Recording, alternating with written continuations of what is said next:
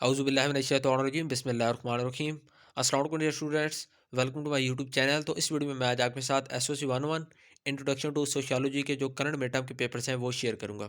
ठीक है, कुछ स्टूडेंट्स के पेपर कल हुए हैं और कुछ के आज हुए हैं। तो जैसे ही मुझे यहाँ पे व्हाट्सएप पे कुछ पेपर रिसीव हुए तो मैंने कहा मैं इनकी वीडियो बना के इनके जो क्वेश्चन है वो मैं आपके साथ शेयर कर दूँ ताकि आपको इस चीज़ का आइडिया हो जाए कि जो एसओसी 101 इंट्रोडक्शन टू सोशियोलॉजी का पेपर आ रहा है वो कहाँ से आ रहा है, उसमें क्वेश्चन किस टाइप के आ रहे हैं। और उसके बाद अगर आप लोगों की तैयारी उसके अकॉर्डिंग ऑलरेडी की हुई है देन वेल एंड गुड। और अगर आप लोगों ने तैयारी उसके अकॉर्डिंग नहीं की हुई, ठीक है, तो उसके बाद आप लोग अपनी तैयारियों को जो तरीक़ेकार है उसके अंदर तब्दीली लेकर आएँ। अगर आप लोगों का पेपर अभी तक मतलब कि रहता है तो उसके बाद आपको ताकि फ़ायदा हो जाए कि आप लोगों का पेपर किस टाइप का बन रहा है, ठीक है, आप लोग फिर उसी के अकॉर्डिंगली अपनी तैयारी करें।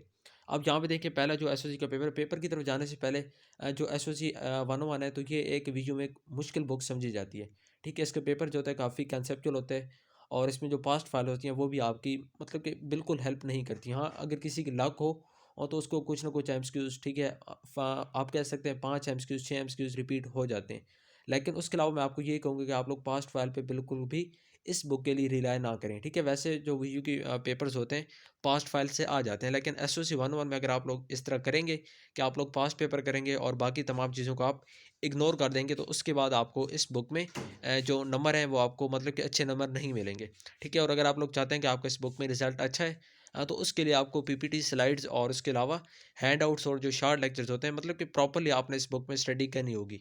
इस बुक का कोई शॉर्टकट नहीं है। ठीक है, तो अब यहाँ पे हम चलते हैं पेपर की तरफ। पेपर यहाँ पे जो बिल्कुल पहला पेपर है इसके अंदर एक 3 नंबर का क्वेश्चन आता है नर्चर और नेचर के रिलेटेड। ठीक है, नर्चर और नेचर के रिलेटेड 3 नंबर के क्वेश्चन था। उसके बाद role of belief in society, society के अंदर जो बिलीफ का एक रोल होता है उसके बारे में 3 नंबर का क्वेश्चन था जो कि शार्ट के अंदर था। उसके बाद लॉन्ग क्वेश्चन था why education is important tell being a sociologist, कि एजुकेशन क्यों इंपॉर्टेंट है एक सोशियोलॉजिस्ट होने के नाते आपने इस चीज़ को एक्सप्लेन करना था। 5 नंबर का लॉन्ग क्वेश्चन था। उसके बाद जैसे एक और क्वेश्चन था why isolated people can't handle society, कि जो आइसोलेटेड पीपल्स होते हैं, आइसोलेटेड लोग होते हैं, वो सोसाइटी को क्यों हैंडल नहीं कर सकते। उसके बाद एक और क्वेश्चन, अब यहाँ पे वैसे आपके 4 क्वेश्चन होंगे, ठीक है, लेकिन यहाँ पे पाँचों क्वेश्चन है तो ये किसी और पेपर का है लेकिन है एसओसी 101 का ही। उसके बाद देखें limitations of social conflict theory, social conflict theory की जो लिमिटेशंस हैं ये भी शॉर्ट क्वेश्चन में 3 नंबर का है। उसके बाद जी एक और क्वेश्चन यहाँ पे देखें, सॉरी एक और क्वेश्चन पेपर जो कि एसओसी 101 का, इसमें आप देखें तो यहाँ पे सब्जेक्टिव के अंदर life course explanation, life course की एक्सप्लेनेशन करनी थी। 3 नंबर का क्वेश्चन था शार्ट में।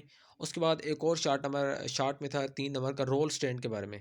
ठीक है, रोल स्टैंड मेन टॉपिक आपको यहाँ पे बताया जा रहा है। जो आप इसके आगे क्वेश्चन आप लोगों का किसी भी टाइप का बन सकता है।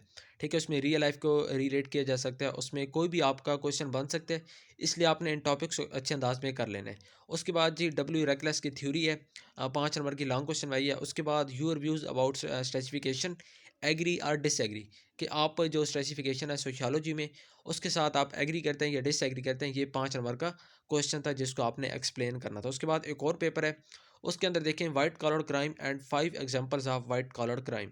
उसके लॉन्ग क्वेश्चन था जिसमें आपने वाइट कॉलर क्राइम को एक्सप्लेन करना था और उसके बाद उसकी 5 एग्जांपल्स भी आप लोगों ने देनी थी। उसके बाद ये पैराडिगम था, 3 थ्योरेटिकल टाइप्स थी।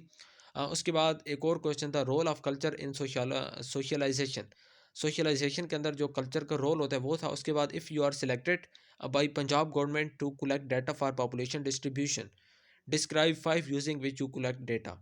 तो मतलब कि फॉर एग्जांपल कि आपको एक गवर्नमेंट का एम्प्लॉय आपको जॉब मिली है गवर्नमेंट के अंदर और आपका जो काम है, ठीक है, आपने डाटा कलेक्ट करना है पॉपुलेशन डिस्ट्रीब्यूशन के लिए। तो उसके बाद आप कौन से 5 मेथड यूज़ करेंगे कि जिनके थ्रू आप जो डाटा है उसको कलेक्ट करेंगे। उसके बाद ये एक और पेपर है, इसमें आप देखिए कंसेप्चुअल प्लस डेफिनेशन, कि कंसेप्चुअल भी था और कुछ डेफिनेशन भी वहाँ पे थी। ठीक है, पहला क्वेश्चन था शॉर्ट के अंदर differentiate between deviance and crime, deviance and crime के अंदर डिफ्रेंशिएट करना था।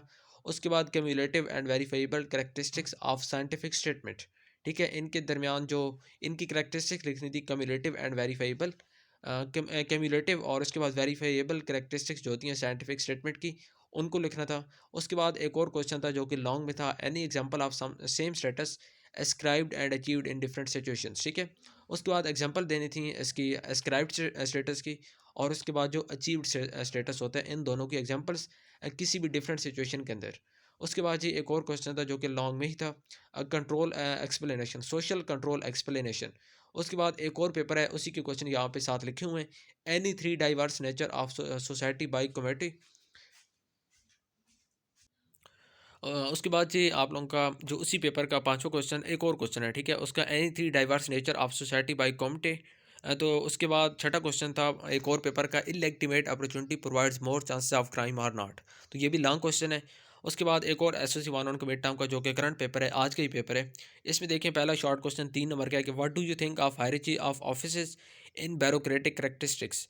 उसके बाद एक और शॉर्ट क्वेश्चन जो कि इसी पेपर के अंदर था, do you really believe that women get the different treatment in justice system, explain logically. उसके बाद लॉन्ग क्वेश्चन था, is social conflict due to the reason that resources are exploited by the rich. और उसके बाद जो एक और long question था, both rule breaker and rule maker is influenced by social power, do you agree or not. तो ये long question था, दो लॉन्ग क्वेश्चन दो शॉर्ट क्वेश्चन, ठीक है। मैंने आपके सामने एस ओ सी वन के काफ़ी सारे क्वेश्चन को शेयर किया है, और ये करंट पेपर्स के क्वेश्चन हैं, आप लोग इनको देखें और इनके जो सॉल्यूशंस हैं, बजाय इनके सॉल्यूशन ढूंढने के आप इनके कंसेप्ट क्लियर करें, ठीक है। इन टॉपिक्स को आप लोग समझ लेंगे, इन टॉपिक्स की जो मेन चीज़ है ना, इन टॉपिक्स को जब आप समझेंगे उसके बाद इसके अंदर से जिस तरह के भी क्वेश्चन होगा तो आप लोग आसानी से उसको कर लेंगे। लेकिन अगर आप लोग इन्हीं क्वेश्चन का आंसर ढूंढने में लग जाएंगे, तो उसके बाद आप लोगों को ये तो लाजमी बात है कि आप लोगों को सेम क्वेश्चन नहीं आएगा, ठीक है। तो ये जो हम करंट पेपर्स के क्वेश्चन आपके साथ शेयर करते हैं, इसका सिर्फ ये एक मकसद होता है कि आप लोगों को आइडिया हो जाए कि आप लोगों का पेपर किस टाइप का बन रहा है, और उसके बाद जो क्वेश्चन आ रहे हैं किस टाइप के आ रहे हैं। तो उसके बाद आप लोग अपनी तैयारी के अंदर चेंजेस लेकर आएँ कि अगर आप लोग सही डायरेक्शन में जा रहे हैं फिर तो ठीक है।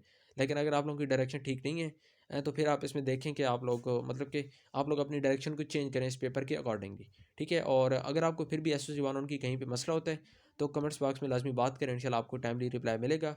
और अगर आप चैनल पर न्यू हैं तो काइंडली चैनल को सब्सक्राइब कर लें, उसके साथ लगे बेल आइकन के बटन को लाजमी प्रेस कर लें, ताकि आगे जितनी भी मैं इस तरह की करंट पेपर्स की वीडियोस बनाऊं और आपके साथ शेयर करूं, उसको आपके नोटिफिकेशन मिल सके और उसका आपको फ़ायदा हो सके, ठीक है। मिलता है नेक्स्ट वीडियो में, टिल देन अल्लाह हाफिज़, थैंक यू सो मच।